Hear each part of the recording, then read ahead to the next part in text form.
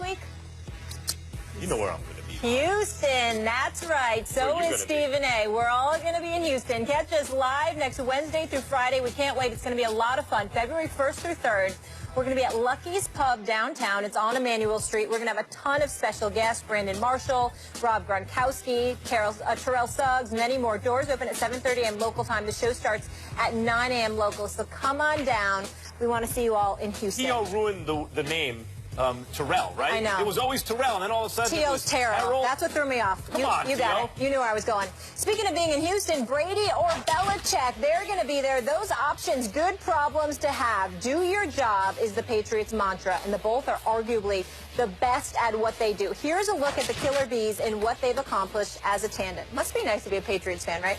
First in wins, playoff wins, championships, and Super Bowl appearances. I can think of 2 times it wasn't nice to be Yeah, me too. Go Giants. So they pretty much run the league.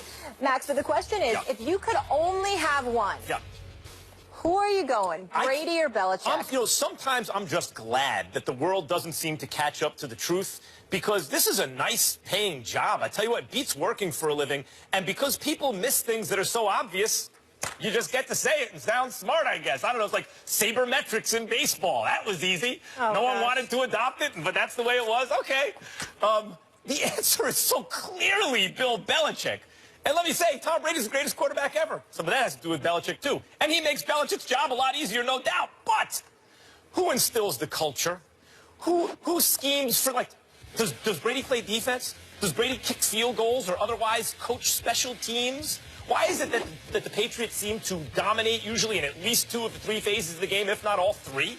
Was that Brady too? The defense and special teams is Brady too? Why is it that they go 11-5 with Matt Castle? Do they do better with Brady? Of course. Brady's better than Matt Castle. Brady's better than just about anyone who ever lived. But why did they go 11-5 with Matt Castle? Why did they go 3-1 this year with Garoppolo and a 3rd stringer? And by the way, the 3rd stringer was the only one to lose a single game. Why? Because of Bill Belichick. He is the greatest coach probably in the history of sports when you consider what it means to dominate at this level for this long in a parity NFL league. But it's more than just that. Bill Belichick's also the GM. That means he is deciding who to draft, he's deciding who to sign, who to let go, what to pay them all, and then they have to get coached up. They have to be developed. Guess who that is? Bill Belichick. They're both the beneficiaries of each other, Belichick and Brady. But Brady has benefited more from Belichick than vice versa. It is clearly Bill Belichick. I don't like having this debate because I don't like casting any aspersions on Bill Belichick the way a lot of people do. I think he's the greatest coach of the modern day era. I think he's absolutely phenomenal, and I agree with all your points about what it's about culture. But I disagree with your ultimate conclusion because it's about Tom Brady. The New England Patriots are 183 in 52 with Tom Brady as a starting quarterback for the New England Patriots.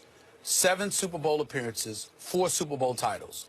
Bill Belichick had titles as a defensive coordinator, but as a head coach, we'll lean back to Cleveland. I'm not going to go that far. I'm not going to do that to the man.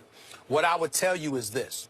The very thing you give him credit for, Max, in terms of the culture, and you are right, he's responsible for building and cultivating the culture, but it's not possible if you don't have Tom Brady. You can't get guys to come and play for less. You can't get guys to make the requisite sacrifices. You can't make guys to buy all in without having that dude. This is one of the things, and you know who proves my point better than anybody, Max? Who's that? Greg Popovich, who you just praised a few days ago. Greg Popovich will be the first to tell you none of what he has done would have been possible had it not been for Tim Duncan. It wasn't just because Tim Duncan is some great player, meaning the greatest power forward to have ever played basketball.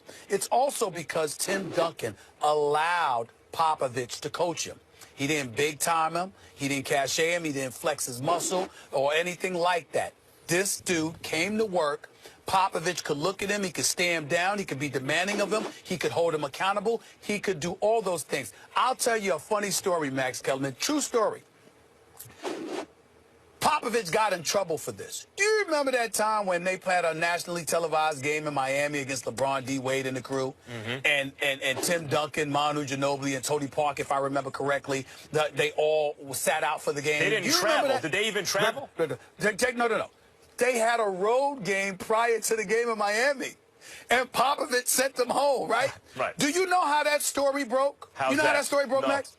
They were in Orlando Airport about to fly on Southwest Airlines, and people were like, they're at Chick-fil-A. Is that them? Is that Tim Duncan? They couldn't believe it. You know, that's how the story broke. They were in the airport in Orlando, I think it was, and they literally, it was at some Chick-fil-A or something, about to fly on Southwest Airlines, and everybody spotted like, what the hell's going on? So not only did they not have to travel, they had to get on Southwest with no chartered jet or anything like that. No, just go. You think Jordan or somebody like that would have been on Southwest Airlines? No. But it's Tim Duncan. Why? Because that's who he is. And as a result, Popovich was allowed to be Popovich. And because of that is how the culture ultimately was cultivated. If you're Brady in New England, the fact that even though you're a superstar, it is clear where the chain of command lies. It is clear that Bill Belichick is the boss. It is clear that this is the man that runs the show, and you are all in to the point where you're that close. It's that culture. What we're both describing is a symbiotic relationship. We agree on this. They help each other, coach and player. And I'm glad you brought up Popovich and Duncan, because that is the closest approximation. That's the best analogy in another sport. Analogous relationship is Popovich and Duncan. It's symbiotic. The coach instills the culture, everything, but couldn't do it to the level, couldn't achieve to the level he achieved without that player. We even see it now with the Spurs. Without Tim Duncan, they're excellent.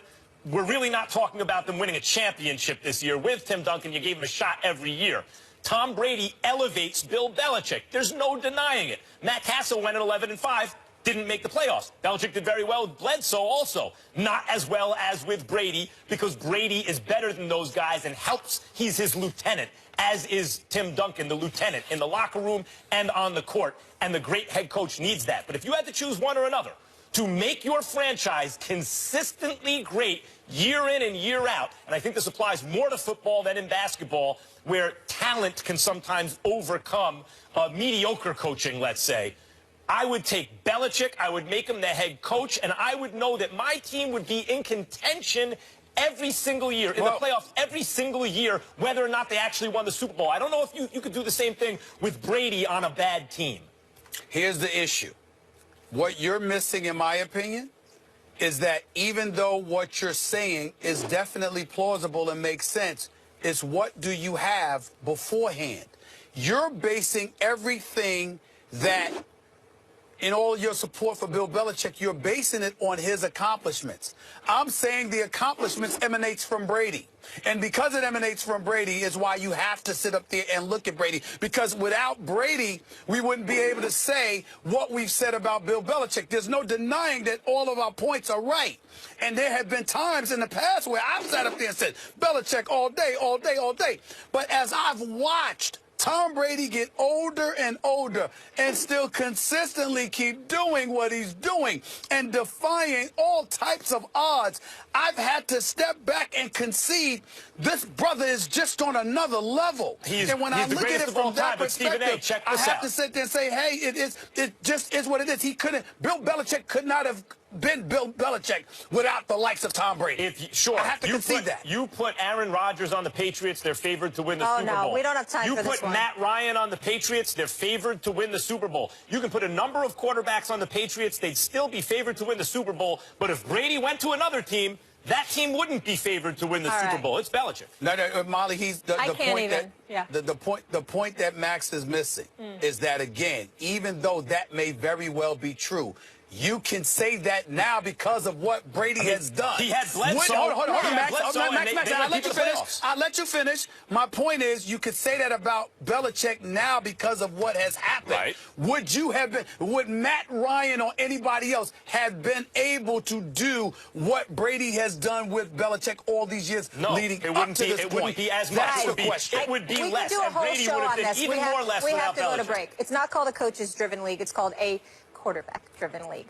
This is First Take, but for Antonio Brown, it's Take Two. The Steelers receiver jumps on Facebook Live for the first time since the infamous video in the Steelers locker room. Don't miss what he had to say and whether his days in the Steel City are numbered. And Roger Goodell says it would be an honor to hand the Super Bowl trophy to the man he suspended for 4 games this season. Do the guys believe him? Our good friend Damian Woody certainly isn't buying it. There's nothing you can tell me to, like, justify you going to Atlanta back to He that didn't week. want to get booed. I'm okay with that. I don't think it has anything to do You're with the whether he commissioner. You wants to. scared? You scared to face the crowd?